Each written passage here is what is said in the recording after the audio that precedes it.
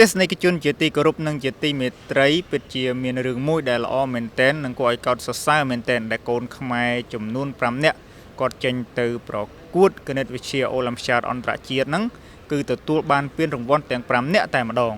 សិស្សកម្ពុជាចំនួន5រូបសម្រាប់បាននៅលទ្ធផល 100% យ៉ាងត្រចះត្រចង់ដែលពួកគាត់មកពីសាលាប៉ាម៉ាអន្តរជាតិគឺជាប់ក្នុងការប្រកួតប្រជែងគណិតវិទ្យាអូឡ িম্প យ៉ាតអន្តរជាតិវគ្គផ្ដាច់ព្រាត់ឆ្នាំ2026លទ្ធផលទទួលបានគឺលឹមគឹមឡុងមេដាយប្រាក់សម្រាប់ការប្រកួតបុគ្គលនិងពានលេខ1ការប្រកួតជាក្រុមម៉ុងមេងឈុនមេដាយប្រាក់សម្រាប់ការប្រកួតបុគ្គល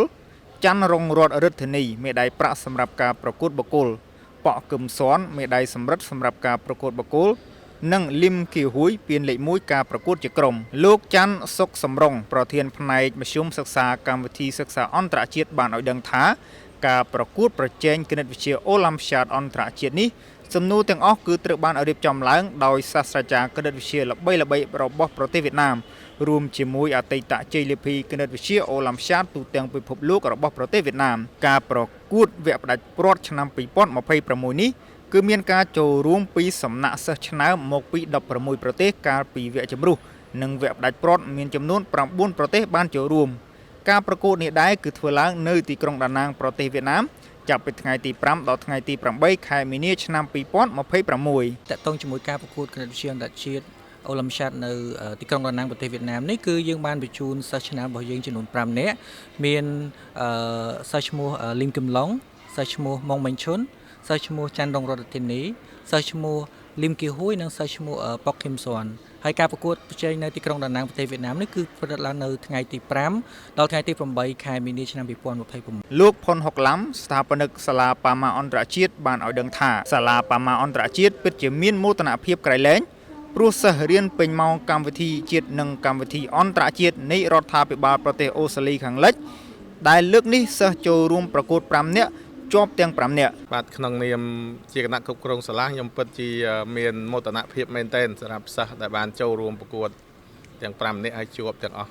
បាទខ្ញុំសូមលើកទឹកចិត្តដល់ប៉ាម៉ាក់ទាំងអស់នៃសាលាប៉ាម៉ាអន្តរជាតិឲ្យសហការជាមួយនឹងសាលាខិតខំរៀនសូត្រតាមកម្មវិធីរបស់សាលាទាំងកម្មវិធីជាតិនិងកម្មវិធីអន្តរជាតិរបស់រដ្ឋាភិបាលអូស្ត្រាលីដើម្បីគាត់ទទួលបានលទ្ធផលជោគជ័យជាបន្តទៅទៀតបាទកុមារាកុមារីដែលទទួលបានពានរង្វាន់បានសម្ដែងក្តីរីករាយយ៉ាងខ្លាំងដែលខ្លួនទទួលបានពានរង្វាន់ពីអន្តរជាតិបែបនេះរំថារំភើបនិងសប្បាយរីករាយយ៉ាងខ្លាំងនៅពេលដែលខ្ញុំបានពានមេដាយខ្ញុំមានពាក្យពេចន៍លើកទឹកចិត្តឲ្យមកភ័ក្រខ្ញុំឲ្យខិតខំសិក្សាឲ្យបានទៅប្រឡងនៅក្រៅប្រទេសទៀតដូចខ្ញុំបានខ្ញុំមានអារម្មណ៍ថារំភើបចិត្តណាស់ដែលបានលើកទង់ជាតិកម្ពុជានៅលើឆាកអន្តរជាតិនៅប្រទេសវៀតណាមទីក្រុងដាណាងខ្ញុំសូមលើកទឹកចិត្តឲ្យមិត្តភក្តិខ្ញុំខិតខំប្រឹងប្រែងរៀនសូត្រឲ្យក្លាយទៅជាតារាស្នងឫស្សីនៅប្រទេសកម្ពុជានិងអាចចេញទៅប្រកួតក្រៅប្រទេសដូចខ្ញុំបានពួកគាត់បានលើកទឹកចិត្តដល់មិត្តភក្តិដទៃទៀតឲ្យខិតខំប្រឹងប្រែងរៀនសូត្រនិងអាចចូលទៅប្រកួតកម្រិតអន្តរជាតិដូចពួកគាត់ដែរសូមជម្រាបថាសាលាប៉ាម៉ាអន្តរជាតិមានកម្មវិធីសិក្សាដូចខាងក្រោម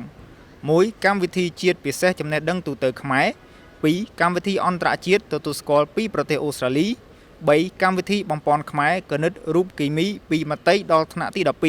4. កម្មវិធី Brain Scan ដឹងពីភាពវៃឆ្លាតនៃខួរក្បាល 5. កម្មវិធីភាសាអង់គ្លេសទូទៅក្រៅម៉ោង 6. Tech Academy ឬកម្មវិធី Coding 7. កម្មវិធីអប់រំចិត្តចរិតវិជ្ជមាន 8. កម្មវិធីបង្រៀនហែលទឹកមើម៉ែត 9. កម្មវិធីបំប៉នគណិតវិទ្យាអន្តរជាតិ 10. កម្មវិធីប៉ាម៉ាគិតលេខរហ័ស